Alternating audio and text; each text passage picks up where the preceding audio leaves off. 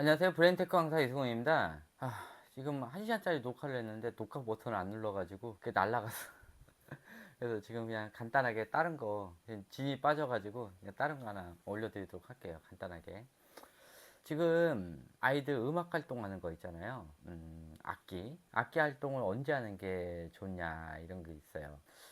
악기 활동은 최소한 학교 가기 전에 하는 게 좋아요. 그리고 악기가 좀 빨리 하려고 하는 아이들이 있어요. 그쪽 능력이 높아가지고, 아, 36개월도 안 됐는데도 엄청나게 잘하는 아이들이 있거든요. 그런 애들은 일찍부터 시키세요. 상관없어요.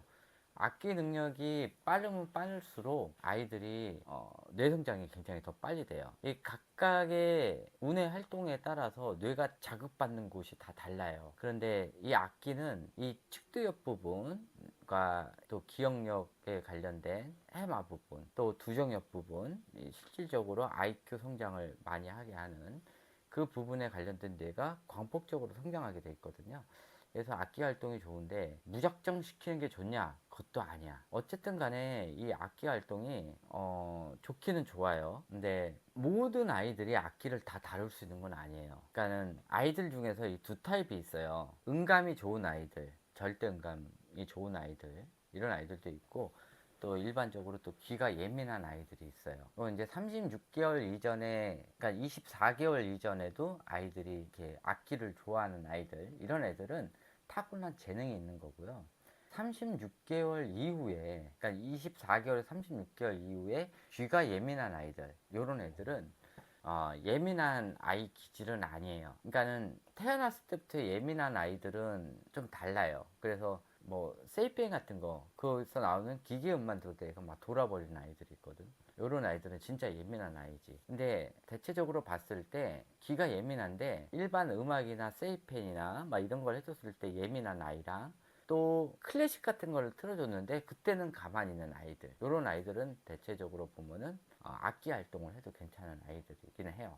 자, 같은 예민한 것도 좀 다른 게 뭐냐면은 이런 책 교육을 많이 했던 아이들, 책을 많이 읽히거나 엄마가 읽어준 거는 그나마 좀 낫어. 근데 아이가 혼자서, 그러니까 24개월 이전에 읽는 시간이 많잖아. 읽는 건지 뭐 쳐다보는 건지 모르겠지만은 이거를 막 집중적으로 보다 보면은 귀가 약해져요. 오감이 약해져. 제가 그랬잖아요. 24개월까지는 애들 감각을 늘리는 기간이라고. 그래서 촉각부터해서 청각, 시각,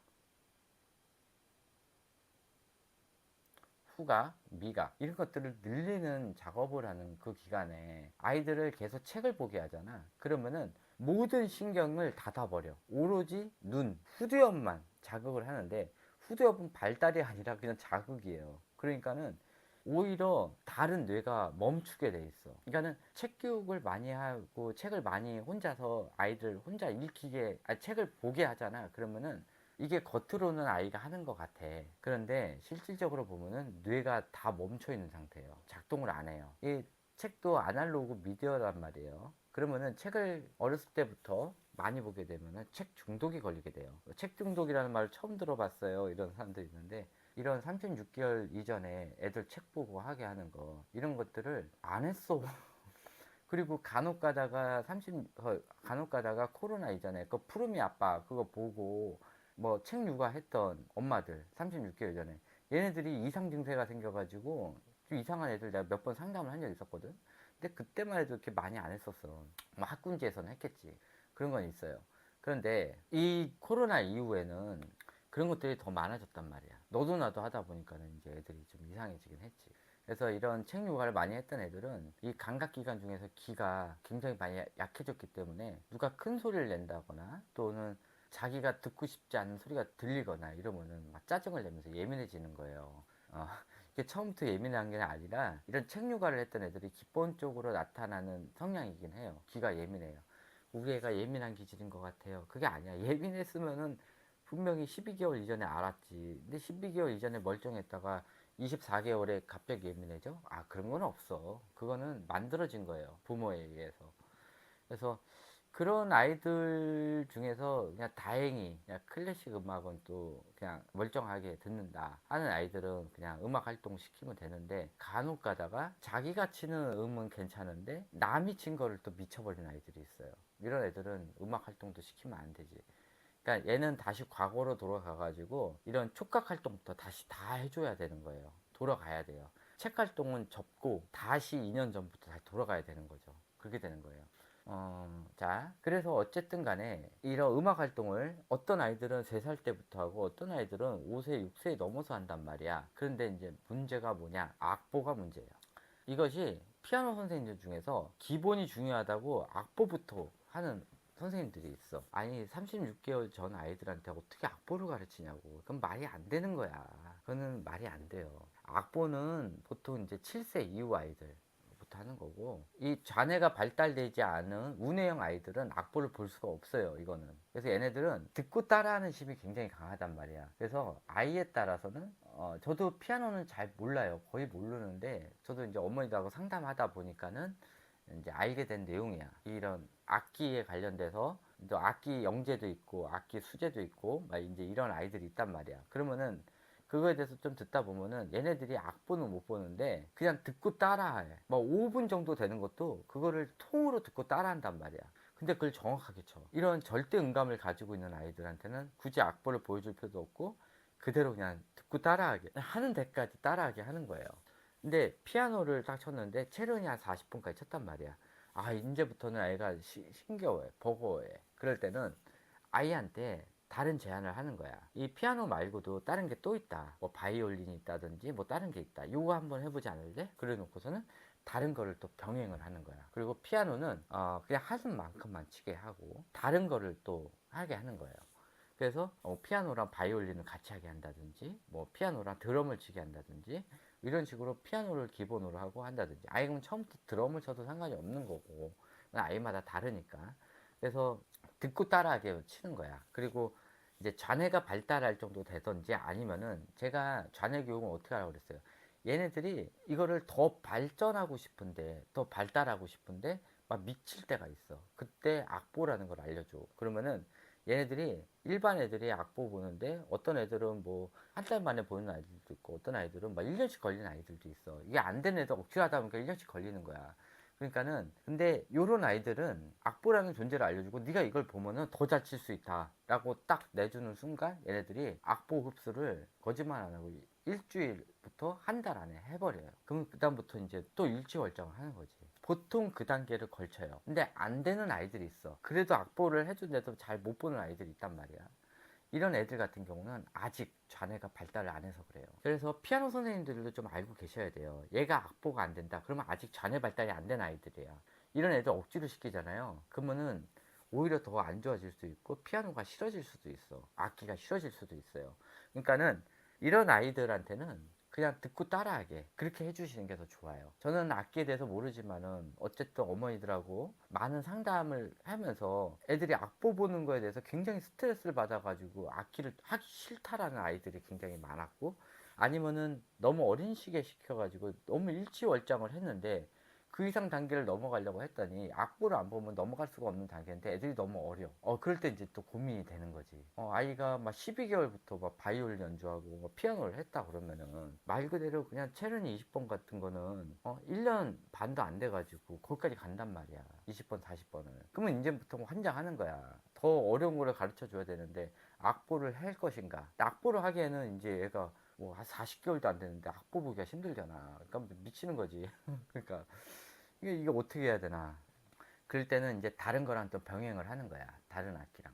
그러면서 똑같이 듣고 따라하고 듣고 따라하게 하는 거예요. 모방 능력을 더 올려줘요. 이게 피아노만 이제 월등하게 하겠다 그 생각만 가지면 안 돼. 이 악기라는 거는 뇌를 활성화시키고 이게 뇌를 광폭하게 기억하는 능력을 올리는 그런 용도로 하는 거야. 저는 얘를 악기의 피아니스트를 만들 것도 아니고 바이올리니스트를 만들 게 아니에요. 이 악기라는 거 자체가. 제가 하려는 강의는 어차피 뇌 강의잖아. 그러니까는 악기를 함으로 해서, 그리고 그 많은 양을 악보를 보지 않고 다 외워서 치는 이런 걸 하게 되면은 아이들 뇌가 진짜 측두엽부터 두정엽까지 광폭적으로 늘면서 그것이 전두엽을 통해서 나오니까는 이 전체적인 뇌가 다 활성이 돼요. 그게 되는 거예요. 그런 다음에 운해 활동을 하잖아요. 그분은 이 흡수력이 장난이 아닌 거야. 그게 되는 거예요. 그래서 악기 활동은 일찍 하면 더 좋고 많은 활동을 하는 게 좋아. 언어도 많은 게 하면 좋다고 얘기를 하잖아. 악기도 언어거든. 많이 하는 게 좋은데 다른 거는 유아 시기 때 그래 영어를 하긴 하되 어떻게 하냐 제발 읽기 쓰기 하지 마. 또 책으로도 하지 마. 그냥 들려주고 말을 해. 그냥 딱 그거만. 왜 언어를 하는데 책을 들고 하냐고. 유아 애들을 하지 말라는 거예요. 그거를 유아 애들 있잖아요. 그 지금 3살 4살짜리 애들 미국에다가 딱 던져 놓고 거기서 그냥 생활을 하잖아. 책이 없어도 애들이 미국어를 해요. 왜 영어지? 영어를 한단 말이야. 독일에 떨거나 그럼 독일어를 해. 애들 책 보고 해? 아니 읽기 쓰기가 안 되는데 무슨 책 보고 하냐고. 근데 해. 그런단 말이야. 그걸 왜 책 가지고 하냐고 아이 데리고. 그러니까는 자네가 자극이 되는 거야. 유아 시기에는 측두엽이 발달이 됐단 말이야. 측두엽 뭐예요? 듣기로 이용해 가지고 말을 하게 된단 말이야. 이 기능만 활성이 돼 있는데 왜 발달이 되지 않는 왜 책을 이용해서 하냐고. 그러니까는 애들이 이상 증세가 생기고 집에다 이렇게 박아놓고 아이들을 놀지 못하게 하니까는 남자 아이들은요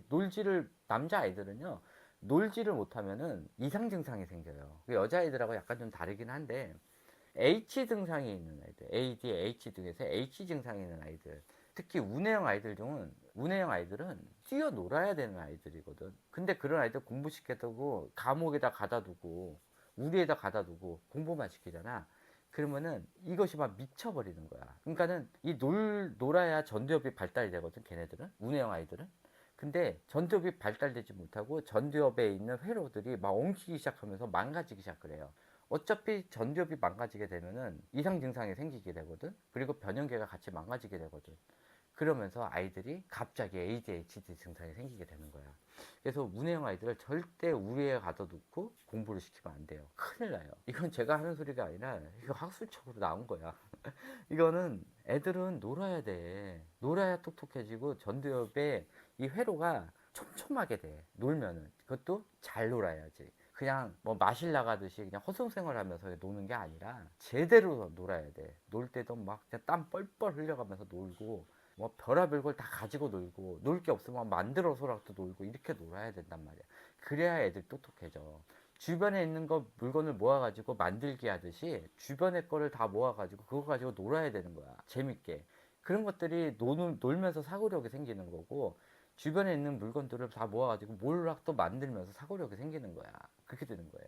그래서 음악 활동은 빨리 할수록 좋아요. 근데 얘가 음악적 재능이 없다. 그러면은 이제 어차피 그런 애들도 듣고 따라하는 건 친단 말이야. 그러니까는 피아노 선생님들이 이게 아무런 능력이 없는 애들 오면은 그냥 듣고 따라하는 것부터 시작을 하는 거야. 처음부터 악보 가르쳐주고 이거는 도니, 레니, 시, 미니 막 이렇게 가르치는 게 아니고 아무런 능력이 없고 이런 아이들은 그냥 듣고 따라하는 연습부터 해서 뇌를 활성화시켜 주라고 뇌를. 근데 뭐 피아노 선생님마다 좀 다르긴 하지. 무조건 악보부터 하면서 얘를 뭐 피아니스트를 만들려고 막 이렇게 하는 선생님도 있는 반면 진짜로 잘하는 선생님들은요 처음부터 악보를 안 해요. 유아애들 왔을 때. 그러니까는 초등 이상 가르쳤던 선생님들은 무조건 악보가 우선이야. 그리고 또 좌뇌적인 성격이 굉장히 강한 선생님들은 악보가 먼저야. 근데 유아애들을 특히 어린애들 많이 했던 선생님들은 절대 그렇게 안 해요. 도레미파솔라시도는 알려주긴 하지만은 전체적으로 그냥 보고 따라하게. 그래서 딱딱딱 나눠가지고 오늘은 요만큼, 내일은 요만큼, 모레는 요만큼. 그 다음에 일주일 다 지나면은 이어서 한번 쳐보자. 이런 식으로 하는 거야. 그렇게 치는 거예요. 유아애들 할 때는. 그리고 6살, 7살 정도 되면은 이제 좌뇌 발달 정도에 따라서 악보를 보는 아이들이 있어요. 악보부터 해도 되는 아이들. 그런 애들 같은 경우는 이제 악보부터 시작을 하는 거고 그렇게 하는 거예요. 이거 피아노에 피자도 모르는 놈이 강의를 하긴 했는데 저는 피아노를 가르치려는 목적이 아니라 악기를 이용해서 아이들 뇌 활성을 하는 그게 목적이기 때문에 악기를 하면은 특히 외워서 치는 이런 악기를 많이 하다 보면은 아이들이 측두엽에 있는 이 해마가 크기가 급속도로 커지면서 장기 기억이 커지고 하루 일상 기억 이런 것들도 굉장히 높아지게 된다는 거. 그것 때문에 악기를 해야 된다는 거 그거를 말씀드리고 싶어요. 그래서 그거는 이제 피아노 선생님들이 어떻게 하냐에 따라 다르지. 그래서 제가 피아노는 엄마가 만약에 몰라도 학원 보내면 된다라고 얘기하는 분이 계셨고, 또 엄마가 이상하게 가르쳐줘가지고 그것도 교정하느라고 또 힘들다라고 하시는 분이 있는데, 제가 얘기하는 악기의 의미는 피아노를 잘 치는 의미가 아니야.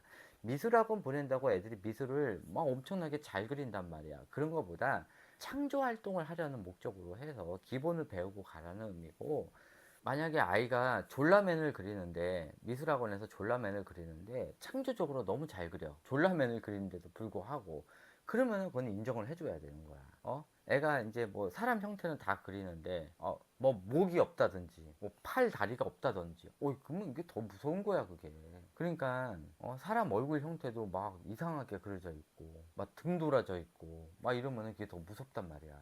그러니까는 그림을 잘 그리는 게 아니라 그림을 창조적으로 잘 그리냐가 중요한 거야. 음악 활동을 하는데 선생님이 이렇게 가르쳐줬는데 집에 와가지고 연습할 때는 뭐 자기 나름대로 또 변주곡을 친다든지, 이러면은 애들이 창의력이 있네, 이렇게 생각을 해야 되는 거고, 그런 거예요. 그러니까는 제가 보는 관점하고 피아노 선생님들이 보는 관점이 약간 다를 수도 있어. 저는 뇌에 대해서 얘기하는 사람이기 때문에 뇌의 관점으로 얘기를 한 거예요, 음악 활동을. 미술도 마찬가지야. 저도 미술을 잘 못하고 전 영재도 아닌데 영재에도 솔루션을 한단 말이야. 그게 가능한 이유가 모든 기본은 뇌에서 나오기 때문에 뇌 활동으로 애들 행동이 다 달리 나오게 돼 있고, 뇌가 발달이 안 했을 때 나오는 행동, 뇌가 잘 발달됐을 때 나오는 행동, 이런 것들이 거의 공평하게 나와요. 뇌도 공식이거든. 그런 거예요. 그래서 제가 애들을 안 보는데도 저랑 상담했던 어머니들은 아실 거예요. 애를 보지도 않았는데도 애가 지금 이렇죠, 이렇죠, 이렇죠 그러면 대체적으로 맞단 말이야. 왜? 뇌는 공식이야. 어렸을 때 책 육아를 많이 했던 이런 아이들, 책 육아 강도에 따라서 나오는 스타일이 다 똑같이 나오게 돼 있어. 그런 거예요. 다 안 좋게 변화가 되긴 하지. 그리고 운해 활동을 잘 했던 아이들은 대체적으로 또 성격들이 다 비슷해요. 그런 거예요. 그래서 이런 활동 정도나 18개월 이전까지 엄마가 어떻게 육아를 했는지에 따라가서 아이들의 행동 방식이 나오는 것들도 다 공식적으로 나오게 돼 있어. 엄마랑 제일 많이 했던 행동들을 18개월 이후부터 아이들이 더 많이 하게 되는 거고, 그런 거예요. 그러니까 이런 공식적인 뇌 활동들이 있으니까, 그러니까 수학만 공식이 아니라 뇌도 공식이에요. 엄마들 생각하는 거 있잖아. 영어 굉장히 잘하면은 어렸을 때부터 빨리 하면 빨리 할수록 뭐 서울대 갈 것 같은 그런 희망과 꿈을 품잖아. 말도 안 되는 거를. 그거를 공식처럼 생각하고 그런 거야. 어쨌든 간에 제가 말하는 이런 악기에 관련돼서는 뇌 활동에 좋으니까는 유아 시기에 하려고 하면은 그걸 듣고 모방해서 따라하게 하는 그런 활동이 오히려 아이들한테 더 효과적이라는 거예요. 네. 이것으로 강의 끝마치도록 하고요. 또 궁금하신 점 밑에 댓글에 남겨줬는데 뭐 음악이 뭐니만큼은 솔직히 할 말은 없어. 저는 오로지 뇌 활동으로만 얘기를 한 거예요. 애가 피아노를 더 잘 치게 하려면 어떻게 해야 돼요? 그건 피아노 선생님한테 물어봐요. 나는 그거는 몰라. 단순히 음악 활동을 해가지고 이런 모방적인 활동을 하면은 뇌가 더 좋아진다는 그것을 얘기하고 싶은 거예요. 네. 이것으로 강의 끝마치도록 하고요. 또 다음번 강의에서 뵙도록 하겠습니다. 감사합니다.